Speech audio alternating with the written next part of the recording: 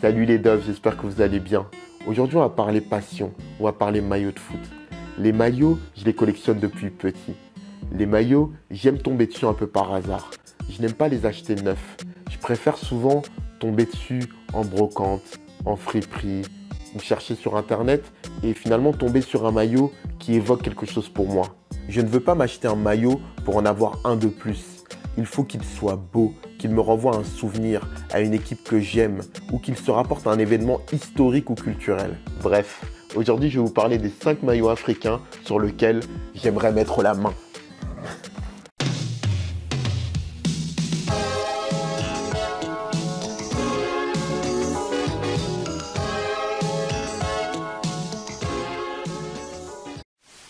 Mon premier, c'est celui du Sénégal 2002, le blanc. C'est un maillot que j'ai possédé à l'époque, mais que j'ai dû malheureusement oublier chez un pote. Ce maillot est particulier à 2 titres.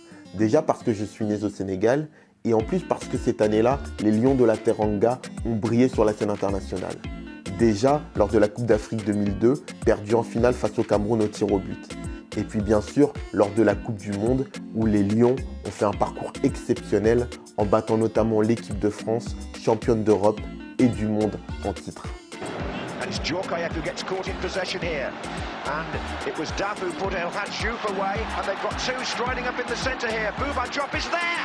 Oh, and Bouba Diop is there. And Senegal had scored the first goal of the 2002 World Cup. After half an hour's play, Papa Bouba Diop. Oh. Tous les Sénégalais évoluaient à l'époque en première division française. Et puis c'est un match spécial, j'ai oublié de le dire, parce que c'est le seul jour où mon père m'a laissé manquer l'école.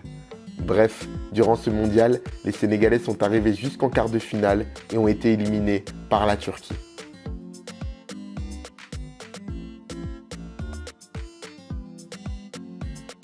En 1974, le Zaïre participe à sa seule et unique phase finale de Coupe du Monde. Ce maillot vert et jaune, je le trouve magnifique. Et pour le coup, si je pouvais acquérir aussi le short et les chaussettes, je serais super content. Et puis, j'aimerais l'avoir pour une raison historique. Malgré de bons résultats sur le plan continental, le Zaïre est écrasé en Coupe du Monde. 2-0 par l'Écosse, 9-0 par la Yougoslavie et 3-0 pour le Brésil. Des résultats étranges. Si la différence de niveau était significative, le non-paiement des primes et la peur des joueurs vis-à-vis du président de l'époque, Mobutu, qui misait énormément sur la réussite sportive de son pays pour augmenter son aura et celle du peuple zaïrois, a énormément tétanisé les joueurs qui affirment avoir baissé les bras au cours des 2 dernières rencontres. On ne voulait pas jouer, on marchait sur le terrain, c'était clair, il faut visionner bien les films, c'était clair. L'Afrique du Sud a été éliminée au premier tour de la Coupe du Monde 98. Mais les Bafana Bafana arboraient une tenue que je trouvais magnifique. Encore une fois, j'aimerais posséder le maillot, le short et les chaussettes.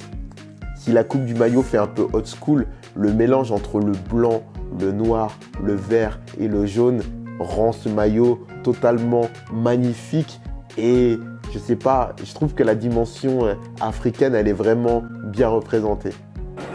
Fiche pour Mochou. Mochou qui a beaucoup à se faire pardonner, c'est pas mal ce qu'il fait là, c'est pas terminé. L'égalisation, la voilà. L'égalisation, McCarthy.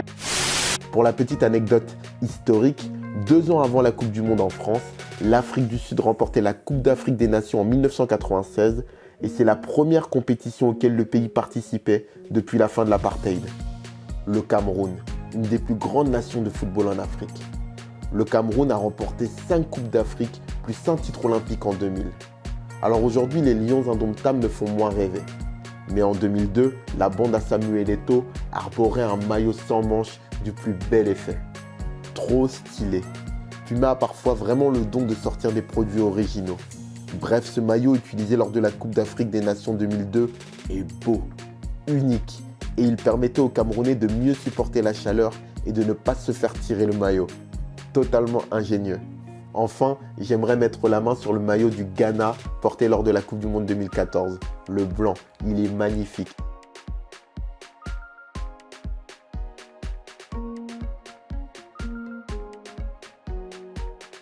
J'aime vraiment ce col multicolore qui me rappelle les tissus africains. Et enfin, j'aime ce maillot pour un joueur, Kevin Prince Boateng. Ce joueur, cette tête brûlée, frère de Jérôme, défenseur de la Mannschaft, a vécu quasiment toute sa vie en Allemagne et pourtant, il a porté les couleurs du Ghana. Et Boateng, c'est vraiment un joueur à l'attitude particulière, capable du meilleur comme du pire, capable de péter un plomb à n'importe quel moment. Et d'ailleurs, Boateng a été exclu après s'être battu avec son sélectionneur durant la Coupe du Monde 2014. Malgré son mauvais caractère, j'adore ce joueur, sa gestuelle, son caractère, cette façon de jouer au football qui lui est propre, un mélange entre puissance et qualité technique. D'ailleurs, je vous recommande son but face au Barça. Un amour de but, il est magnifique. Regardez. Милана, зато приятная ситуация для болельщиков Милана. Боатенг! Гол!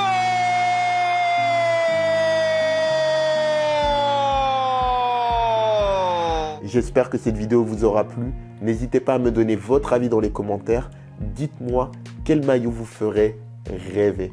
Sur ce les dogs, je vous dis à bientôt. Merci pour vos encouragements. Ils me vont droit au cœur. Merci pour les nouveaux abonnés. Vous allez vivre, j'espère, de belles aventures avec nous. Voilà, je vous dis à bientôt. Portez-vous bien. Ciao.